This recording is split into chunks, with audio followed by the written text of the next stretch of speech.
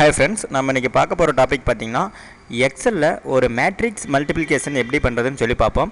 அதுக்காக ஃபஸ்ட்டு பார்த்திங்கன்னா நான் என்ன பண்ணுறேன், ஏங்கிற ஒரு மேட்ரிக்ஸ் எடுத்துக்கிறேன். அதே மாதிரி பிங்கிற ஒரு மேட்ரிக்ஸ் எடுத்துக்கிறேன். இப்போ நம்ம பார்க்க போது பார்த்திங்கன்னா ஏ மேட்ரிக்ஸும் பி மேட்ரிக்ஸும் எப்படி மல்டிபிள் பண்ணுறது அப்படின்னு சொல்லி பார்ப்போம். இப்போ இது பார்த்திங்கன்னா நார்மல் மல்டிப்ளிகேஷன் மாதிரி கிடையாது. ஃபஸ்ட்டு மேட்ரிக்ஸோடைய ஃபஸ்ட் ரோவில் இருக்க ஃபஸ்ட் எலமெண்ட், செகண்ட் மேட்ரிக்ஸில் இருக்க ஃபஸ்ட்டு காலத்தில் இருக்க ஃபஸ்ட்டு எலமெண்ட்டையும் ஃபஸ்ட்டு மல்டிபிள் பண்ணும். பார்த்திங்கன்னா 1 × 1 1. நெக்ஸ்ட் பார்த்தீங்கன்னா ஃபஸ்ட் ரோவில் இருக்க செகண்ட் எலமெண்ட், செகண்ட் மேட்ரிக்ஸில் இருக்க ஃபஸ்ட்டு காலமில் இருக்க செகண்ட் எலமெண்ட்டை மல்டிபிள் பண்ணும். அப்போ 3 × 7 = 21. அப்போ 1 + 21 22. நெக்ஸ்ட் பார்த்தீங்கன்னா ஃபஸ்ட் ரோவில் இருக்க தேர்டு எலமெண்ட், செகண்ட் மேட்ரிக்ஸில் இருக்க ஃபஸ்ட்டு காலமில் இருக்க தேர்ட் எலமெண்ட் ரெண்டையும் மல்டிபிள் பண்ணும். அப்போ 2 × 6 = 12. அப்போ 12 + 22 24.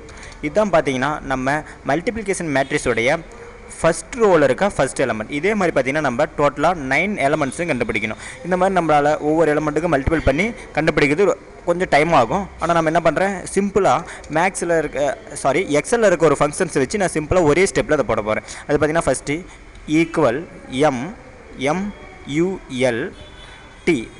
எம் மல்ட் அப்படிங்கிற ஃபங்க்ஷன் ஓப்பன் ப்ராக்கெட். நம்ம எந்த மேட்ரிக்ஸை ஃபஸ்ட்டு மேட்ரிக்ஸ் எது மல்ட்டு செலக்ட் பண்ணியிருக்கோமோ அந்த மேட்ரிக்ஸை ஃபஸ்ட் நம்ம செலக்ட் பண்ணோம். நான் இப்போ ஏங்கிற மேட்ரிக்ஸை ஃபஸ்ட்டு செலக்ட் பண்ணிக்கிறேன். செகண்ட் மேட்ரிக்ஸ் மல்டிபிள் பண்ணப்படியே செகண்ட் மேட்ரிக்ஸை செலக்ட் பண்ணணும். அப்போ நான் பிங்கிற மேட்ரிக்ஸை செலக்ட் பண்ணிக்கிறேன். செலக்ட் பண்ணிட்டு ஜஸ்ட் நான் ப்ராக்கெட்டை க்ளோஸ் பண்ணுறேன். என்ட்ரு பண்ணால் போதும், எனக்கு மல்டிப்ளிகேஷன் மேட்ரிக்ஸோடைய ஃபஸ்ட் எலமெண்ட் கிடச்சிடும். இதே மாதிரி நமக்கு எத்தனை எலமெண்ட்ஸ் வேணும், டோட்டலாக 9 எலமெண்ட்ஸ் வேணும். அதுக்காக நான் என்ன பண்ணுறேன், டோட்டலாக 9 செல்ஸை செலக்ட் பண்ணிக்கிறேன். 9 செல்ஸை செலக்ட் பண்ணிட்டு F2 ப்ரெஸ் பண்ணால் எனக்கு என்ன ஆகும், அந்த ஃபார்முலா டிஸ்பிளே ஆகும். அதுக்கப்புறம் என்ன பண்ணுறேன், கண்ட்ரோலு ஷிஃப்ட் என்ட்ரு பண்ணால் போதும், எனக்கு 9 செல்ஸ்லேயும் அந்த ஃபார்முலாஸ் அப்ளை ஆகி எனக்கு ரிசல்ட் மேட்ரிக்ஸ் கிடச்சிரும். இப்போ பார்த்தீங்கன்னா ஏங்கிற மேட்ரிக்ஸும் பிங்கிற மேட்ரிக்ஸும் மல்டிபிள் பண்ணால் நமக்கு இந்த மேட்ரிக்ஸ் கிடச்சிரும்.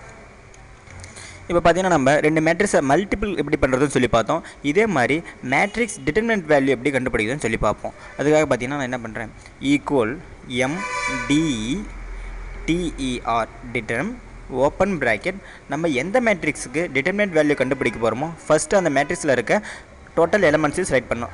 நான் என்ன பண்ணுறேன், ஏங்கிற மேட்ரிக்ஸுக்கு தான் டிட்டர்மினன்ட் கண்டுபிடிக்க போகிறேன். அதுக்காக ஏங்கிற மேட்ரிக்ஸில் இருக்க எல்லா எலமெண்ட்ஸையும் செலக்ட் பண்ணிக்கிறேன். பார்த்தீங்கன்னா B3லேருந்து D5 வரல இருக்க எலமெண்ட் டோட்டலாக நான் செலக்ட் பண்ணிக்கிறேன். செலக்ட் பண்ணிட்டு ஜஸ்ட் ப்ராக்கெட்டை க்ளோஸ் பண்ணிட்டு என்ட்ரு பண்ணால் போதும், நமக்கு ஏ மேட்ரிக்ஸோடைய டிட்டர்மினன்ட் வேல்யூ கிடைச்சிடும். இதே மாதிரி நம்ம எந்த மேட்ரிக்ஸுக்கு வேணாலும் டிட்டர்மினன்ட் வேல்யூ கண்டுபிடிச்சிக்கலாம்.